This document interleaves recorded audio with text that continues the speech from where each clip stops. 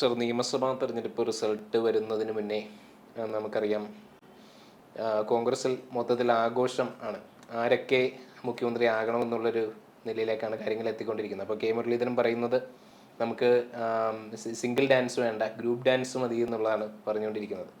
അപ്പോൾ എനിക്ക് തോന്നുന്നു KC വേണുഗോപാൽ ആയിരിക്കും അടുത്ത കേരളത്തിൻ്റെ മുഖ്യമന്ത്രി അല്ലേ? യഥാർത്ഥത്തിൽ പിണറായി വിജയനോട് എനിക്ക് പറയാനുള്ളത് ആ മുഖ്യമന്ത്രിയുടെ ഓഫീസും മുഖ്യമന്ത്രി കസേരയുടെയും സെക്യൂരിറ്റി കുറച്ചുകൂടി ടൈറ്റൻ ചെയ്യണമെന്നാണ്. കാരണം അതല്ലെന്നുണ്ടെങ്കിൽ ചിലപ്പോൾ കോൺഗ്രസിൽ ആരെങ്കിലും ഇനി ചാടിക്കയറി അവിടെ ഇരുന്ന് കളയുമോ എന്നെനിക്ക് പേടിയുണ്ട്. 4-ാം തീയതി റിസൾട്ട് വരുള്ളൂ, പക്ഷെ അതുവരെ ഒന്നും വെയിറ്റ് ചെയ്യാൻ കോൺഗ്രസ്സുകാർക്ക് പറ്റില്ല. ഇനി ഇതിലേക്ക് നയിച്ചിട്ടുള്ള ഇപ്പോൾ ഏറ്റവും പ്രധാനപ്പെട്ട ഒരു കാര്യം എന്ന് വെച്ചിട്ടുണ്ടെങ്കിൽ നിഷാദ് റാവുത്തർ, അതായത് മീഡിയ വണ്ടി ഒരു ചർച്ച നടന്നു. അതിൽ നിഷാദ് റാവുത്തർ നടത്തിയിട്ടുള്ള 2 ചർച്ചകളുണ്ട്. ആ ചർച്ചകളിൽ ഒന്നാമത്തെ ചർച്ച എന്ന് പറയുന്നത്, അതിൻ്റെ ഒരു ഹെഡിങ് എന്ന് പറയുന്നത് യഥാർത്ഥത്തിൽ ഈ വിജയം റാഞ്ചരുത് KC എന്നുള്ളതാണ്.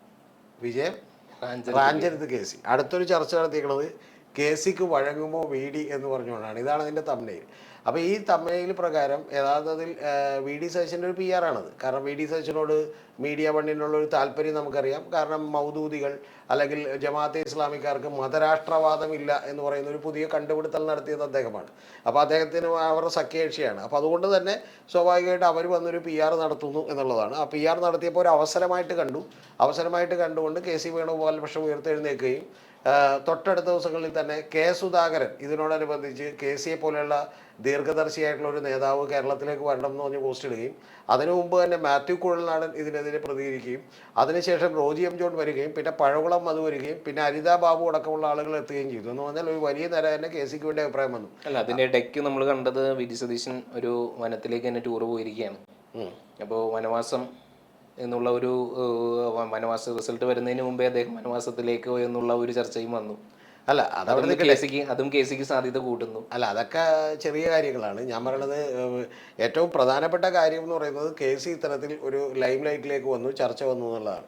ഈ ചർച്ച വന്നുകൊണ്ടിരിക്കുമ്പോൾ തന്നെ നിങ്ങൾ അറിയേണ്ടത് ഇത് മീഡിയ വണ്ണിൽ നടത്തുന്നത് VD സതീശന് അനുകൂലമായിട്ടുള്ള ഒരു PR വർക്കാണെന്നും അതിൽ KC ഇത് റാഞ്ചാൻ ശ്രമിക്കുകയാണെന്നൊക്കെ പറയുമ്പോൾ KC വേണുഗോപാലിനെ പറയും ഇത് ആരാ നടത്തിയിട്ടുള്ളത്. ഇനി KC പക്ഷേ ഈ വർക്ക് തുടങ്ങിയത് ഇപ്പോഴേക്കും അല്ലത്. ഞാൻ നേരത്തെ തന്നെ താങ്കളോട് പറഞ്ഞിട്ടുണ്ട്, ഒന്ന് ഒരു PR വർക്ക് KC ഇതെവിടെ എന്തിനു നടത്തി എന്ന് പറയുന്ന ഒരു ചോദ്യമുണ്ട്. ഞാനത് വിശദീകരിക്കുന്നില്ല. കപ്പ തിന്നുന്നോ അടുക്കളയിൽ ചെന്ന് ഈ പറഞ്ഞ പോലെ കറി തൊട്ട് നോക്കുന്നത് നക്കുന്നത് ഒക്കെ നമ്മൾ കണ്ടു. അല്ല, യഥാർത്ഥത്തിൽ അതിന് മുമ്പേ തന്നെ KC വർക്ക് തുടങ്ങിയിരുന്നു. ഇത് ഇവർക്ക് അറിയാമല്ലായിട്ടാണ്. KCയുടെ അല്ലാതെ ഏതെങ്കിലും ഒരു നോമിനികൾ KPCCയിലേക്ക് വന്നിട്ടുണ്ട്. ഇപ്പോൾ ഏറ്റവും ഒടുവിൽ നിങ്ങൾ അറിയേണ്ടത് എങ്ങനെയാണ് OJ ജനീഷ് എന്ത് ചെയ്തത്, എങ്ങനെയാണ് ബിനു ചുള്ളിയിൽ എന്ത് ചെയ്തത്, അഖിലേന്ത്യാ സെക്രട്ടറിയായി മാറുന്നത്. അപ്പോൾ ഇത്തരം കാര്യങ്ങളൊക്കെ തന്നെ വരുന്നത് KC സംഘടനയിൽ പതുക്കെ പിടിമുറുക്കി വരികയായിരുന്നു. ഗ്രൂപ്പിൻ്റെ ആളുകളെ കൂടുതലായിട്ടൊന്നും പിടിച്ചെടുക്കാൻ കഴിഞ്ഞില്ല. പക്ഷേ അത്തരത്തിൽ പിടിമുറുക്കി വരികയാണ്.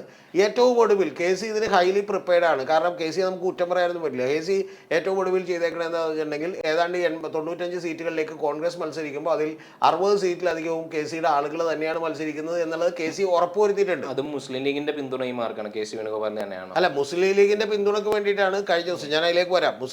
അപ്പോൾ അത്തരത്തിൽ KC കൃത്യമായിട്ടുള്ള ചരടുകൾ വലിച്ച് ഇവിടെ കൊണ്ടുവന്ന് എത്തിച്ചേരുന്നതാണ്. പിന്നെ KCയെ സംബന്ധിച്ചോളം എന്താണ് നിങ്ങളൊന്ന് ആലോചിക്കുക. 65ാമത്തെ വയസ്സിലേക്ക് കടക്കുന്ന ഒരാൾ, VD സതീശനെ സംബന്ധിച്ച് 62 വയസ്സേ ഉള്ളൂ. അതേസമയം ഏതാണ്ട് അതിനോടർപ്പിച്ച പ്രായം തന്നെ രമേശ് ചെന്നിത്തല.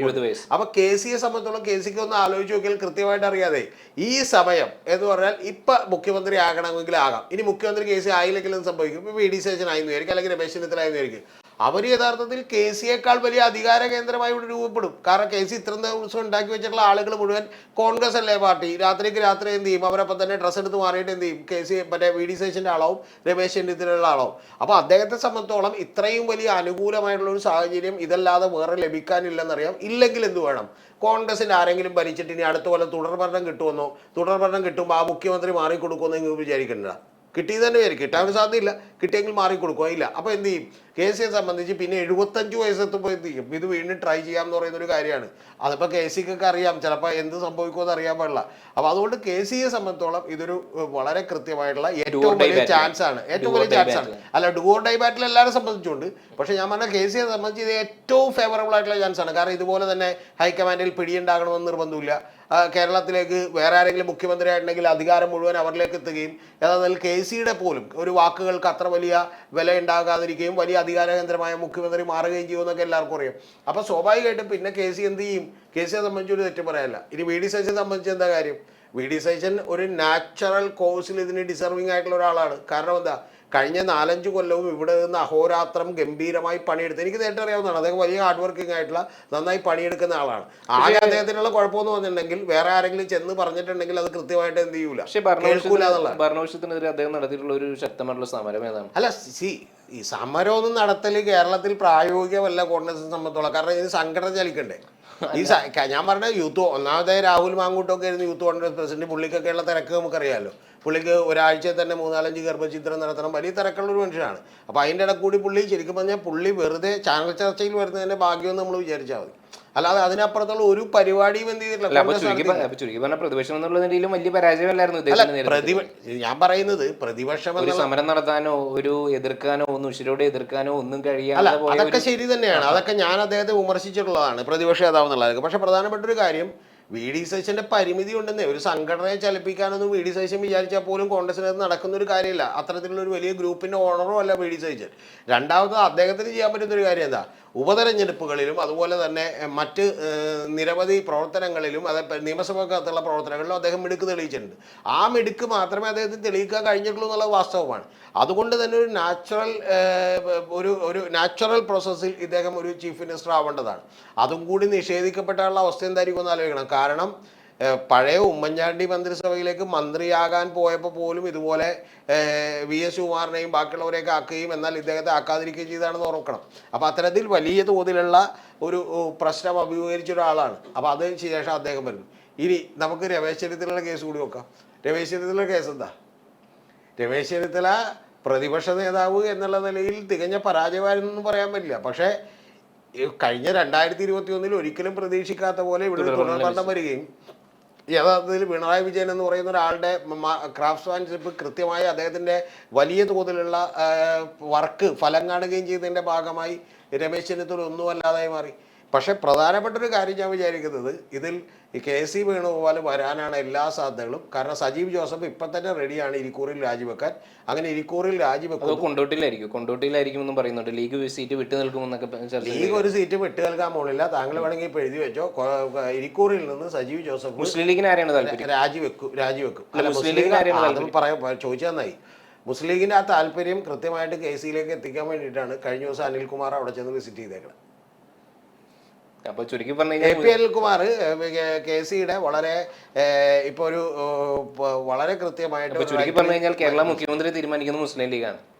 അല്ല, മുഖ്യമന്ത്രി തീരുമാനിക്കുന്നത് മുസ്ലിം ലീഗിന് വലിയൊരു റോളുണ്ട്. കാരണം മുസ്ലിം ലീഗിന് ഇഷ്ടപ്പെടാത്ത ഒരാളെ വെക്കാൻ പറ്റില്ല. അവർക്കൊരു 20-24 സീറ്റുകളുണ്ടാവും. മുസ്ലിം ലീഗ് പക്ഷേ കുഞ്ഞാലിക്കുട്ടിയെ സാഹിബോ അല്ലെങ്കിൽ ബാക്കിയുള്ള ആളുകളൊക്കെ കുറച്ചുകൂടി ജെന്റിലായിട്ടുള്ള സമീപനമായിരിക്കും സ്വീകരിക്കുക. ഇന്ന ആൾ വേണമെന്നൊന്നും അവർ പറയില്ല. ഇനി അഥവാ പറയണമെന്നുണ്ടെങ്കിൽ തന്നെ അവർ രഹസ്യമായിട്ടായിരിക്കും പറയുക, ഹൈക്കമാൻഡിനോടായിരിക്കും പറയുക. രണ്ടാമത്തെ കാര്യം എന്ന് പറയുന്നത്, അവരെ സംബന്ധിച്ചോളം ആര് വന്നാലും ഒരു കാര്യം അവർ ഉറപ്പ് വരുത്തും, അവരുടെ വകുപ്പിലേക്ക് എന്ത് ചെയ്യാൻ പറ്റില്ല, ഇടപെടാൻ പറ്റില്ല. അവരുടെ വകുപ്പിൽ ഒരു സാമന്ത രാജാക്കന്മാരായിട്ട് അവരത് ഭരിക്കും എന്നുള്ളത് യാഥാർത്ഥ്യമാണ്. ഇന്നലെ അനിൽകുമാർ അവിടെ ചെന്നിരിക്കുന്നതിൻ്റെ പിന്നിലെ യാഥാർത്ഥ്യം ഞാൻ വളരെ ഈ പറഞ്ഞ പോലെ വിശ്വസിക്കുന്ന ഒരു കാര്യം എന്ന് പറയുന്നത് ഒരു സംശയമില്ല, അത് KC വേണുഗോപാൽ പറഞ്ഞിട്ട് വിട്ടേക്കാണ്. ഇനി മറ്റൊരു കാര്യം കൂടി ഞാൻ താങ്കളുടെ അടുത്ത് പറയാം. KC വേണുഗോപാലിൻ്റെ ആളുകൾ ഇവിടെയുള്ള നിരവധി സാധാരണ യൂട്യൂബിൽ ചാനലുകൾ നടത്തുന്ന ഇൻഫ്ലുവൻസർമാരായിട്ടുള്ള ആളുകളെ കൂടി സമീപിച്ചുകൊണ്ടിരിക്കുകയാണ്.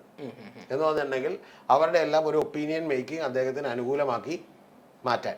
ഇത് നേരെ എതിർവശത്തും ചെയ്യുന്നുണ്ട്. ആ ചെയ്യുന്നതിൻ്റെ ഭാഗമായിട്ടാണ് VD സതീശൻ്റെയും UDFൻ്റെയും ഒക്കെ PR ടോട്ടലി ഏറ്റെടുത്തിരുന്ന ഒരാളെന്ന് പറയുന്നത് ദാവൂദ് സാഹിബാണ്. അപ്പോൾ ദാവൂദ് സാഹിബ് ഇപ്പോൾ യഥാർത്ഥത്തിൽ അത് VD സതീശന് വേണ്ടി എന്ത് ചെയ്യും, ഗംഭീരമായിട്ട് ചെയ്യുന്നു എന്നുള്ളത് നമുക്ക് വിചാരിക്കാൻ പറ്റും. ഇനി VD സതീശന് വേണ്ടി അങ്ങനെ ഇവർ ചെയ്യുമ്പോഴുള്ളൊരു വലിയ ഡേഞ്ചർ കൂടിയുണ്ട്. അതായത് ദാവൂദും അതുപോലെ തന്നെ നിഷാദ് റാവുത്തറും അജിംസും ഒക്കെ കൂടി അവിടെ നിന്ന് ചെണ്ട കൊട്ടി കയറുമ്പോഴുള്ള പ്രശ്നം ജമാഅത്തെ ഇസ്ലാമിയുടെ അദ്ദേഹം ആകരുത് എന്ന് പറയുന്ന ഒരു നിലപാടിലേക്ക് ബാക്കിയുള്ള ആളുകൾ എത്തും. മനസ്സിലായ? ഒരു വലിയ ഭൂരിപക്ഷ കമ്മ്യൂണിറ്റിയെ വെറുപ്പിക്കാൻ പാടില്ലെന്ന് പറയുന്ന കാര്യങ്ങളിലേക്ക് എത്തും. ഇനി അതിൽ VD സതീശൻ കാണേണ്ട അടുത്ത പ്രശ്നം എന്ന് വെച്ചാൽ NSSന്റെ അഭിപ്രായം എന്തായിരിക്കും, SNDPയുടെ അഭിപ്രായം എന്തായിരിക്കും, ക്രിസ്ത്യൻ സഭകളുടെ അഭിപ്രായം എന്തായിരിക്കും? സ്വാഭാവികമായിട്ട് ഇതെല്ലാം എന്ത് ചെയ്യും, എതിരാവും. ഇനി വേറൊരു പ്രശ്നം കൂടിയുണ്ട്. ഇത് യഥാർത്ഥത്തിൽ KCയോടുള്ള ഇഷ്ടമല്ല ഇപ്പോൾ വരുന്നത്. ഇപ്പോൾ K. സുധാകരൻ തന്നെ പറഞ്ഞേക്കണതിന് വലിയ അർത്ഥം എന്താണെന്ന് അറിയാമോ? എന്ത് സംഭവിച്ചാലും VD എന്ത് ആകരുത്. കാരണം 2 ആഴ്ച മുമ്പ് പോലും അദ്ദേഹം പറഞ്ഞിരുന്നത് രമേശ് ചെന്നിത്തല ആകണമെന്നാണ്. പക്ഷെ അദ്ദേഹത്തിന് മനസ്സിലായി രമേശ് ചെന്നിത്തല ആകാനൊരു സാധ്യതയില്ലത്. ഇനി സാധ്യത ഉണ്ടെങ്കിൽ ശരിക്കും പറഞ്ഞിട്ടുണ്ടെങ്കിൽ KC വേണുഗോപാൽ. സത്യത്തിൽ KC വേണുഗോപാലിന് ആഗ്രഹം ഉണ്ടെന്നുള്ളത് ഉറപ്പാണ്. ഇനി ഇല്ലെങ്കിൽ പോലും ഇവരൊക്കെ കൂടി എന്ത് ചെയ്യും, പറഞ്ഞ് ചാട്ടേ കയറ്റിയിട്ട് എന്ത് ചെയ്യും, അദ്ദേഹത്തെ കൊണ്ടുവരാൻ വേണ്ടി ശ്രമിക്കും. അദ്ദേഹത്തെ സംബന്ധിച്ച് ഒരു കാര്യം അറിയാം, ഇപ്പം 65 വയസ്സ്, ഇനി 75 വയസ്സ് വരെയൊക്കെ കാത്തിരുന്ന് ഇത് കിട്ടുമോ ഇല്ലേ എന്നൊന്നും പറയാൻ പറ്റില്ല. എല്ലാം കൊണ്ട് ഫേവറബിൾ ആയിട്ടുള്ള ഒരു സിറ്റുവേഷനാണ്. ആകെയുള്ള ഒരു കാര്യം എന്ന് പറയുന്നത് രാഹുൽ ഗാന്ധിയെ പറഞ്ഞ് സമ്മതിപ്പിക്കണം എന്നാണ് എൻ്റെ വിശ്വാസം. എൻ്റെ ചില അറിവുകൾ വെച്ചിട്ട് ഞാൻ പറയുന്നു, രാഹുൽ ഗാന്ധി അടക്കം ഇതിനൊരു അർദ്ധസമ്മതം മൂളിയിട്ടുണ്ട്.